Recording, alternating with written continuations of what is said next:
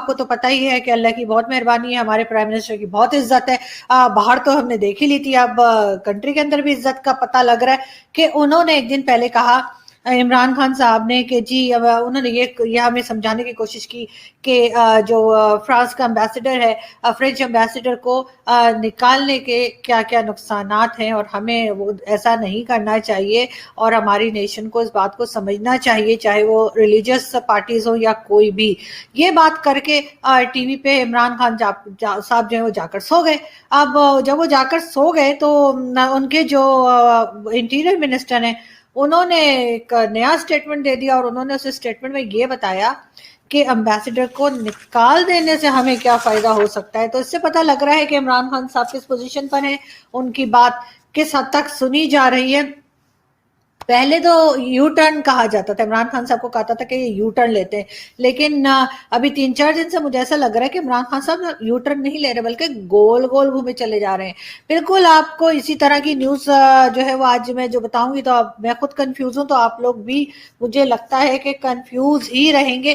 لیکن ان کے منسٹرز کے کیا ہی کہنے ہیں. ایک ان کے جو منسٹر ہیں علی حیدر زیدی, عمران خان صاحب کی پارٹی کے ممبر ہیں, ان کو کہا جاتا ہے جی یہ ڈاکٹر بھی ہیں پتہ نہیں کس چیز کے, لیکن ان کی حرکتیں تو کوئی ڈاکٹرز والی نہیں ہے. ان کا نام ہے جی ڈاکٹر عامر لیاقت, اور یہ ہر رمضان میں جو ہے وہ اپنا ایک شو کرتے ہیں, رمضان ٹرانسمیشن بھی کرتے ہیں, اور یہ ریلیجیس افیئرز کے منسٹر بھی رہ چکے ہیں.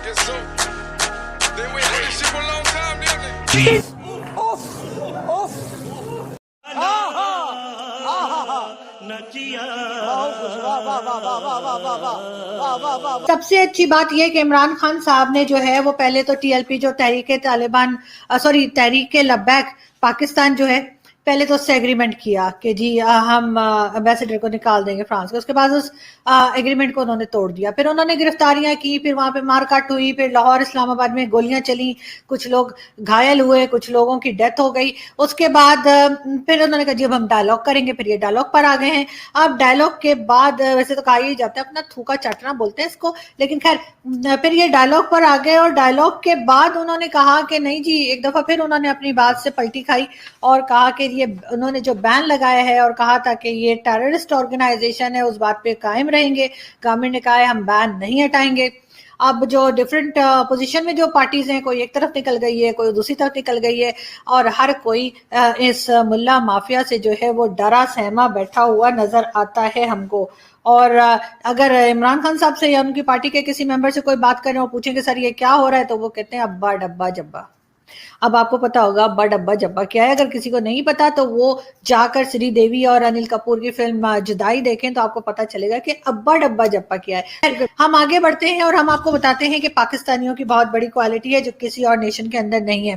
اس کوالٹی کی وجہ سے ہی ہم ابھی تک یہاں پر بالکل اسٹرانگلی بیٹھے ہیں, اور بہت ہم ترقی کر رہے ہیں, صرف اور صرف اس ایک کوالٹی جو ہمیں دنیا میں کسی اور کنٹری میں کسی اور نیشن میں نظر نہیں آتی, اور وہ کوالٹی ہے ہمارا مطلب جس سے ہم سروائیو کر رہے ہیں, وہ ہے جی بے شرم ہونا.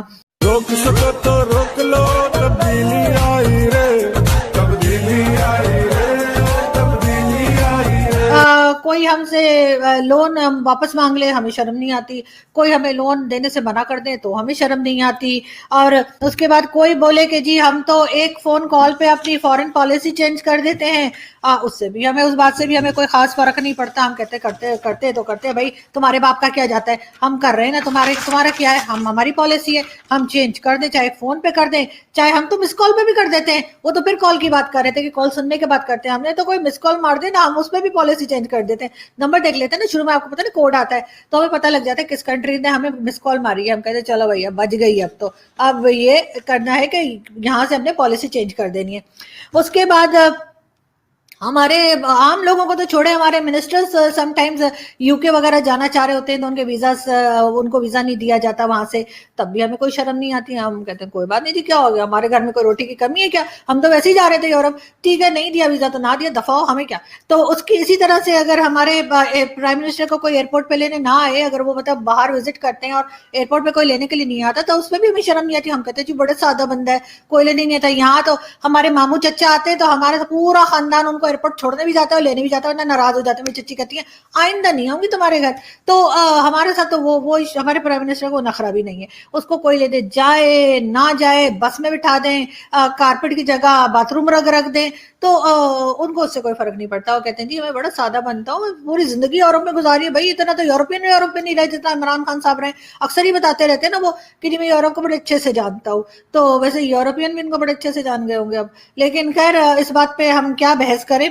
उसके बाद हमारे आपको मालूम ही है कि यूनाइटेड नेशन में हमारे जो एम्बेसडर्स हैं उन्होंने गलत पिक्चर दिखा दी थी कश्मीर की कहकर, और वो फलस्तीन की थी या कहीं की थी, तो उस पर भी हमें कोई शर्म नहीं आई कि हमने इतने बड़े प्लेटफॉर्म पे जाके और एक गलत पिक्चर जो है वो दिखाई थी, तो उसके ऊपर भी हमें शर्म नहीं आई। उसके बाद हमारे प्राइम मिनिस्टर ने जर्मनी और जापान के बॉर्डर मिला दिए, तो उसके ऊपर भी हमें कुछ नहीं हुआ। हमने यूएस में जो एनवायरमेंटल समिट हो रही है उसके लिए भी हमारे प्राइम मिनिस्टर को नहीं बुलाया, हमें उस पर भी शर्म नहीं आई। हमने कहा नहीं बुलाया तो नहीं बुलाया, और हमें कौन से जाके वहां पौधे लगाने थे, हमने अपनी कंट्री में ही लगाने ना, दरख्त हम लगा लेंगे, नहीं बुलाते तो ना बुलाए, सानू की। देखे ये फैसल वाउडा साहब हैं, और ये भी हमारे जो है अभी सेनेटर बन गए, पहले ये वो थे मिनिस्टर थे, और अब देख लिए इन्होंने बेचारे टॉक शो तक में जो है फौजी बूट लेके पहुंच जाते हैं। लेकिन फिर भी आगे बढ़ते हैं हम, और हमारा ख्याल ये है कि अगर जो मौलवी हजरात हैं उनको मस्जिदों तक महदूद कर दिया जाए, कहा जाए सर ये आपने मस्जिद में ही काम करना है, और जो आपका काम है कि अजान दें और नमाज पढ़ें, रोजा रखें और अच्छी बातें लोगों को सिखाएं, लेकिन मस्जिद की हद तक ही रहें। तो और फौज को कहे कि जी आप जो है वो सिर्फ बॉर्डर पे रहें, आपका काम सिर्फ बॉर्डर तक ही है, आपने पॉलिटिक्स नहीं करनी, आपने बिजनेस नहीं करने, आपने बीच में कोई टांग नहीं अड़ानी, तो मेरा ख्याल है कि पाकिस्तान आगे बढ़ सकता है। इमरान खान साहब की जनरल नॉलेज जो है उसको मैं 21 तोपों की सलामी कल दिलाऊंगी, अभी थोड़ा लेट हो गया, रोजे का वक्त होने वाला है, तो अच्छा नहीं लगता रोजे के टाइम पे मैं तोपे चलाना शुरू कर दूं, तो इसलिए मैं वो तोपे कल सुबह के लिए रखती हूँ। और वो 21 तोपों की सलामी इसलिए कि उनको कुछ पता नहीं होता, उनको कुछ नॉलेज नहीं होती, वो पढ़कर नहीं आते, और वो आकर कौम से खिताब शुरू कर देते हैं। और कल भी उन्होंने ये किया, उन्होंने कहा कि जी सलमान रुश्दी की किताब जो कंट्रोवर्शियल बुक थी उसकी, वो 1988 में आई थी, उस वक्त बेनजीर भुट्टो की गवर्नमेंट थी, लेकिन इमरान खान साहब ने क्योंकि नवाज शरीफ साहब ने उनकी भैंसें चुराई हुई हैं, तो वो हर काम में जो है नवाज शरीफ साहब को बीच में ले आते हैं। तो उन्होंने कहा कि जी नवाज शरीफ साहब की गवर्नमेंट थी, और उन्होंने 1990 का टाइम बताया, वो भी गलत बताया।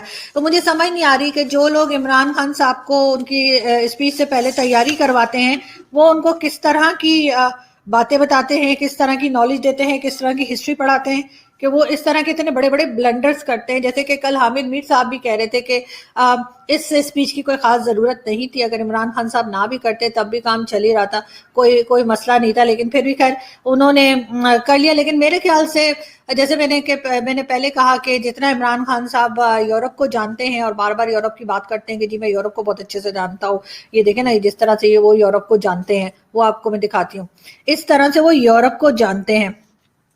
उसके बाद ये भी सुनने में आ रहा है कि पाकिस्तान की गवर्नमेंट सोच रही है कि किसी तरीके से सोशल मीडिया को बंद किया जाए, सोशल मीडिया को कंट्रोल किया जाए, और उसकी सबसे बड़ी वजह यही लगती है कि उनको लगता है कि शायद इससे लोगों में अवेयरनेस आ रही है, लोग इससे बात करने लगते हैं, लोग इसमें जो है वो अपनी राय का इजहार करते हैं, लोगों की ओपिनियन जो है वो हम पढ़ सकते हैं, खुद भी दे सकते हैं। तो जबकि टीवी चैनल्स का तो आपको मालूम ही है कि कल से परसों से उन्होंने 2-3 दिन हो गए, उन्होंने टीवी चैनल्स को मुकम्मल तौर पे ये इंस्ट्रक्शंस दी हुई हैं कि वो कोई भी जो रैली हो रही है टीएलपी की या कुछ भी हो रहा है उसको ना दिखाएं। और यही चीज़ उन्होंने पीटीएम के साथ की थी, और अली वजीर और उनके साथ जो मोहसिन दावड़ होते हैं, किसी किस्म की बात उनकी टीवी पे दिखाना मना है, और उनकी इसी तरह उनकी किसी भी बात को जो है वो हम उनको इंटरव्यू नहीं कर सकते, उनको टीवी पे बुला नहीं सकते, उनकी टीवी की बात को कर नहीं सकते। केपीके और बलूचिस्तान का जो हाल यहाँ पर है वो आपके सामने है। यहाँ पे लगता है सिर्फ सिंध और पंजाब ही है सिर्फ पाकिस्तान में जिसकी पूरा वक्त न्यूज़ भी आती है और जिसको इम्पोर्टेंस भी दी जाती है। इसी तरह से हम आपको बताते हैं कि जी इमरान खान साहब ने कहा कि जी फेक और ओरिजिनल आईडीज वॉट एवर के 70% फेक आईडीज इंडिया से चली हैं, और उसमें बहुत लोगों ने ये कहा कि सिविल वॉर होने वाली है या हो गई है, और इसी तरह की पाकिस्तान के बारे में फेक न्यूज़ फैलाई गई ट्विटर और फेसबुक पे। उनका कहना था कि सोशल मीडिया पर। तो बिल्कुल सर, अगर तो इंडिया वाले फेक न्यूज़ फैला रहे हैं तो आपको घबराने की ज़रूरत नहीं है, क्योंकि फेक न्यूज़ से तो किसी को नहीं घबराना चाहिए। करने दें जो कर रहे हैं, और अगर वो असल खबर दे रहे हैं और वो खबर फेक नहीं है तो फिर आपको सोचने की और घबराने की ज़रूरत है, क्योंकि समटाइम्स आपके जो दुश्मन जिन्हें आप कहते हैं वो भी आपकी किसी बात को पॉइंट आउट करते हैं तो आपकी भलाई के लिए ही करते हैं, और वो यही बताने के लिए करते हैं कि सर जी पिछवाड़े में आग लग गई है। ओ सॉरी, ऐसे नहीं बोलते, एक मिनट, क्या बोलते हैं, हाँ सर, वो कहते हैं सर यहाँ पे प्रॉब्लम हो गई है तो आप उसको हैंडल करें। ये बताने के लिए वो इस तरह की न्यूज़ लगाते हैं, और समटाइम्स वो हमारा भला ही कर रहे होते हैं। तो हर चीज़ को सर नेगेटिव लेना छोड़ दें, और ये थोड़ा सा घबरा लें तो अच्छा है। आपने तो बिल्कुल ही घबराना छोड़ दिया है, दूसरों को भी कह दिया और हमें भी यही कर दिया है।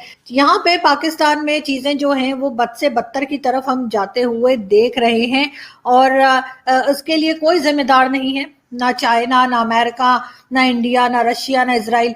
पाकिस्तानी खुद अपने दुश्मन है, और खुद ही अपने लोगों को पकड़ पकड़ के मारे। मतलब एक पाकिस्तानी जो है वो दूसरे पाकिस्तानी को हमने देखा पिछले 3-4 दिनों में किस तरह से मारा गया, और ये जो इन्होंने खुद ही इस मुल्ला माफिया को बढ़ावा दिया था, और आज जब अपनी गवर्नमेंट आई है तो वही चीज़ जो है इनके गले की हड्डी बन गई है।